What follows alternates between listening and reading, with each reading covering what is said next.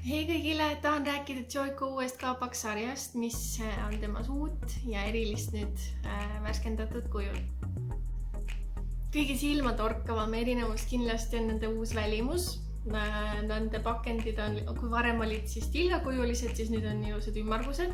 Seda ka siis liitristel pakenditel ja sellepärast, et oleks paremini siis seda toodet kätte saada, et saada kõik viimane tilka sealt pudelisest välja. Tegelikult muutusid toodetel ka lõhnad.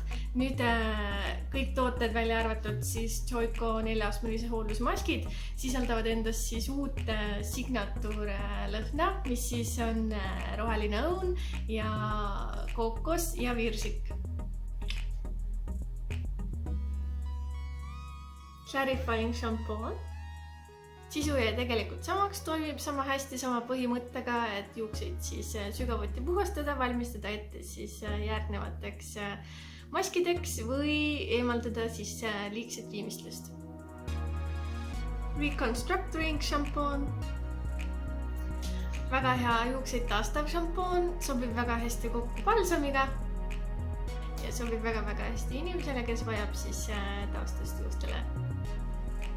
Reconstructing balsam. Väga hea balsam, millel on siis ka taastavad omadused, aga samas ta ei tee seda juust raskeks, vaid on sobilik igapäevaseks kasutamiseks. Reconstructor. Eelmise nimega siis Deep Penetrating Reconstructor. Tema ülesandeks on siis seda juust väga-väga sügavuti toita. Sobib juuksele, mis on kahjustatud ja vajab väga-väga intensiivset taastust. Hydrator. Suurepärane mask, mis sobib siis juuksele, mis vajab lisaks taastusele ka väga-väga tugevat ja intensiivset niisutust ja väga vabalt võib kasutada ka igapäevases pesus. Reviteluks. See on suurepärane kombinatsioon Reconstructori ja Hydratori maskidest. Sobib suurepäraselt inimesele, kes ei taha kahe erineva maskiga mässata, aga samas ta vajab seda taastust ja niisutust oma juukses. Liquid Reconstructor.